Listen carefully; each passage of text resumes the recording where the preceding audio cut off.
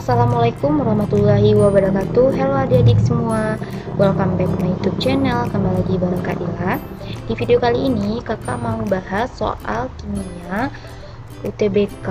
Ini merupakan soal yang sering keluar juga, dan semoga video ini membantu adik-adik dalam pembelajaran kimianya. Oke adik-adik, tanpa berlama-lama, jangan lupa untuk support kakak dengan like, comment, dan subscribe ya. Dan share juga ke media sosial lainnya biar kakak lebih semangat bikin videonya. Kalau udah, kita langsung aja ke videonya. Let's check it out.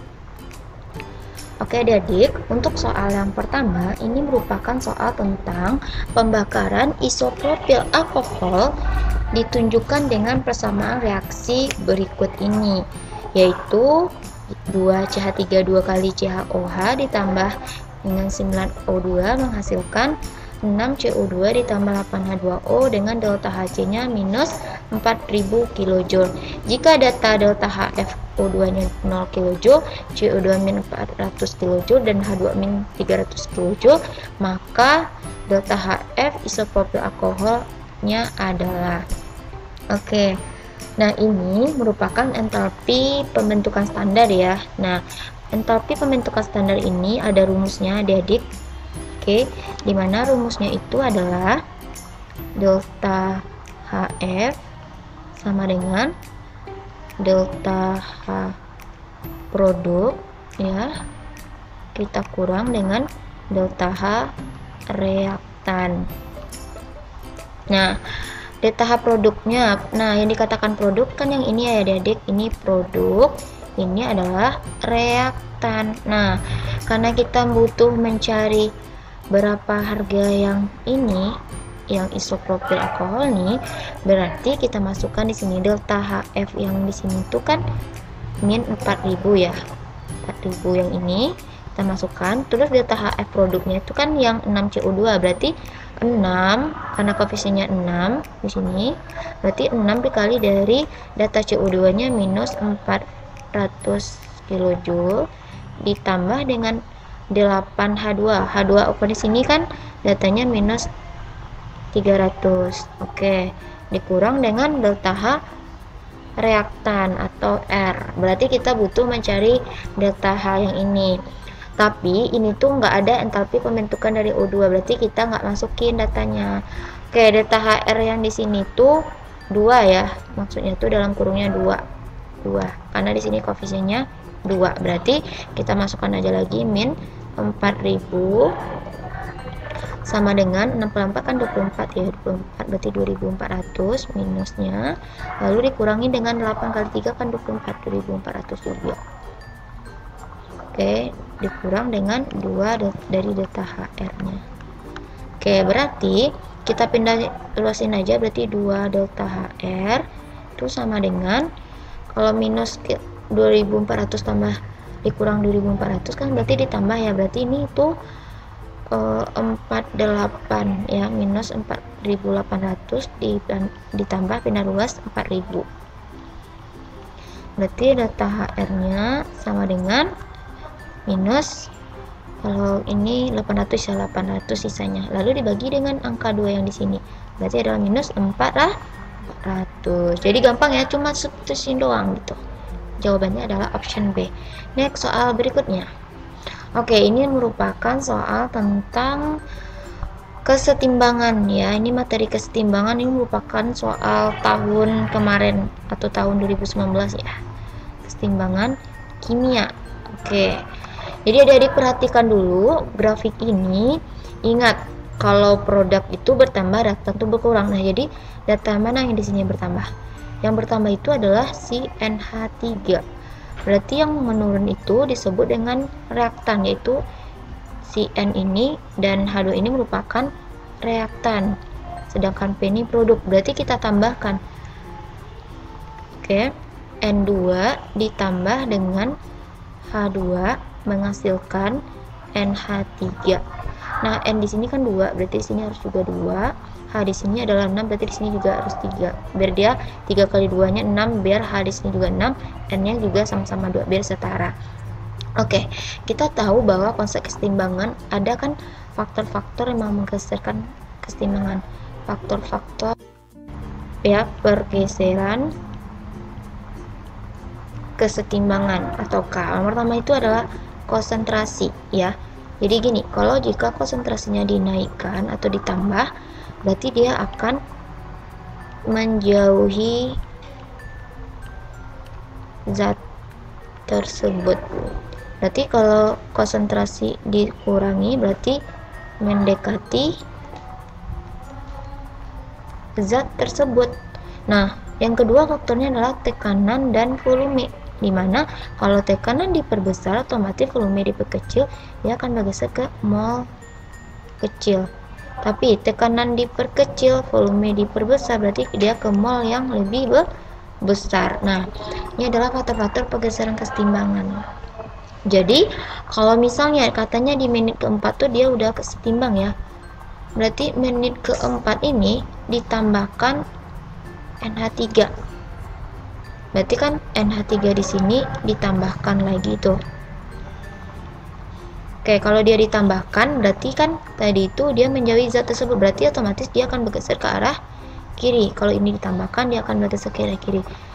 Ya, kalau ini yang ditambahkan berarti dia bergeser ke arah kanan. Ingat ini, kalau konsentrasinya ditambah berarti dia menjauhi zat yang ditambahkan tersebut. Karena ini yang ditambahkan berarti dia akan bergeser ke arah kiri atau ke arah reaktan. Jadi jawaban yang benar adalah option A. Oke, next soal selanjutnya ini kita mencari reaksi kesetimbangan untuk grafik yang ini ya. Oke, tadi sama ya, grafiknya sama, berarti kita masukkan lagi reaksinya itu. Tadi reaksinya N2 ditambah H2 menghasilkan NH3. Kita setarakan, ini N-nya 2, berarti di sini N-nya juga 2. H di sini adalah 6, berarti di sini harus 3 biar dia 6. Kita bikin mula-mula dulu bereaksi sama sisa ya. Nah, mula-mula adik-adik lihat N2-nya mula-mula di sini ada berapa?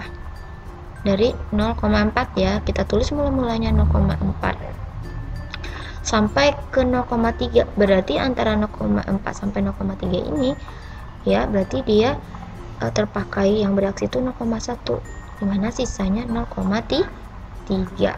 Oke, karena 0,4 per 0,1 kan 0,3. Lalu kita perhatikan H2.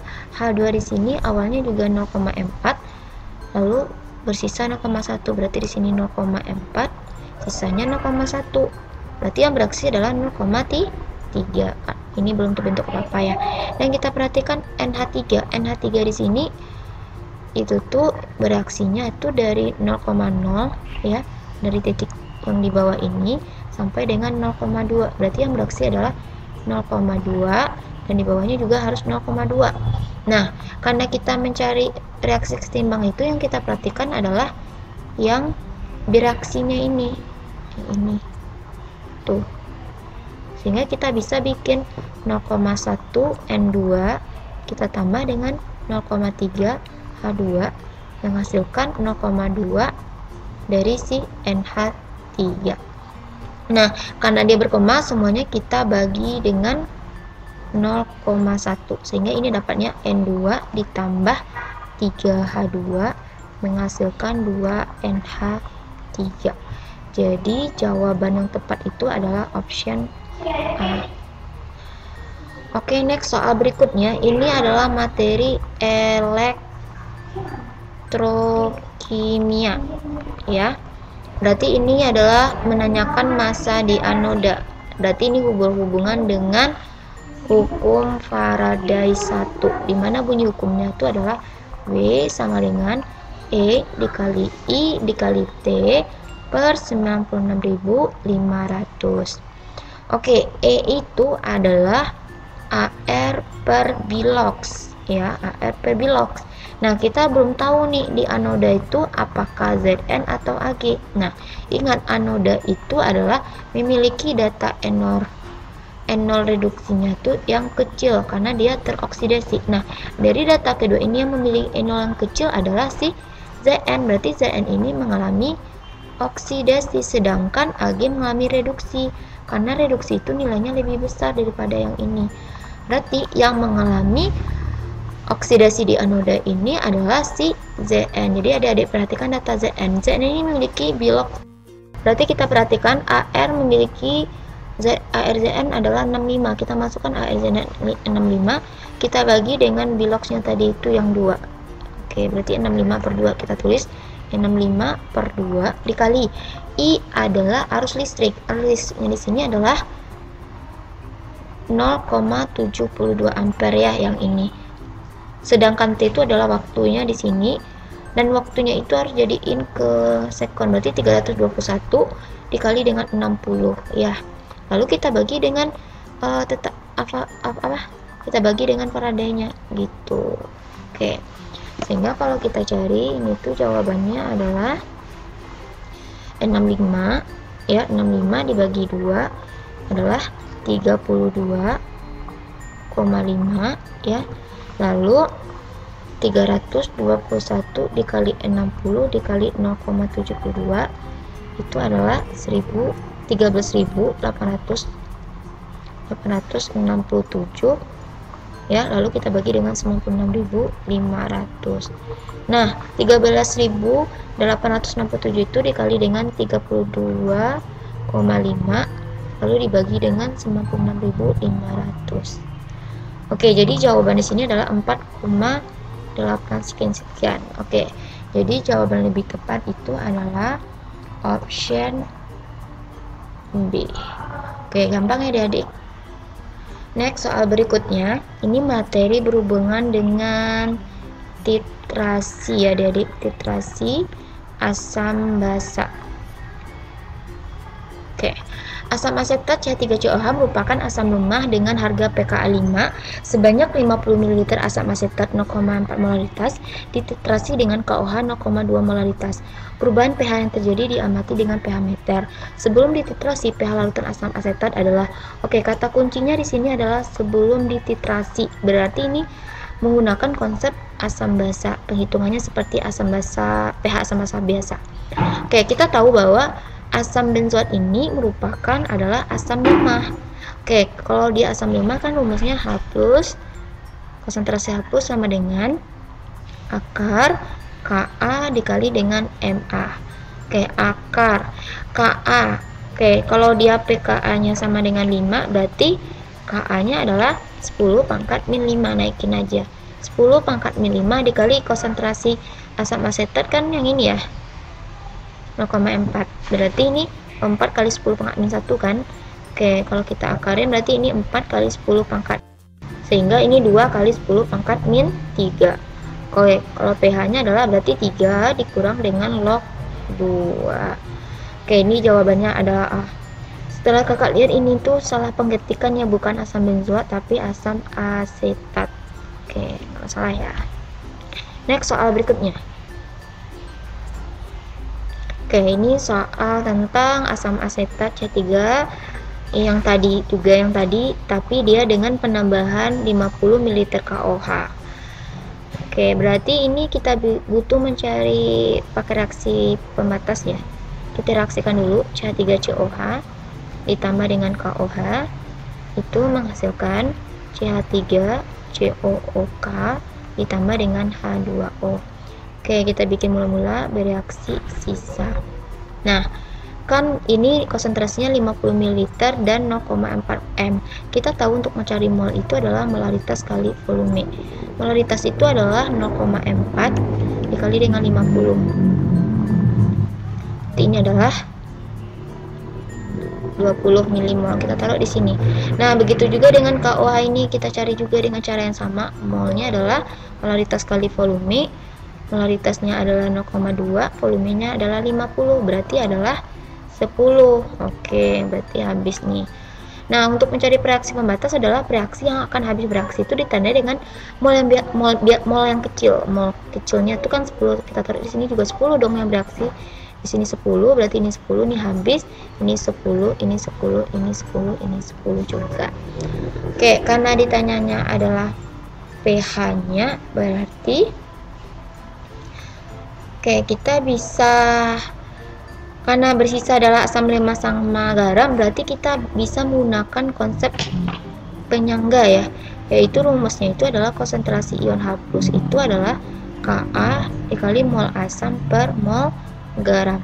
KA-nya itu kan PKA tadi kan 5 ya. Kalau KA berarti kan 10 pangkat min 5. Sedangkan di sini adalah 10 mol asamnya dan mol garamnya adalah 10. Oke, kalau kita coret dapat 10 pangkat min 5. Sehingga pH-nya adalah 5. Oke, jawabannya adalah C. Oke, adik-adik, sekian dulu video kita kali ini. Semoga bermanfaat. Kalau kalian ingin bertanya atau mau komentar tentang apa atau mau dibikin video tentang apa, silahkan aja tinggalin di kolom komentar. Dan for watching, see you on my next video. Assalamualaikum warahmatullahi wabarakatuh. Dadah.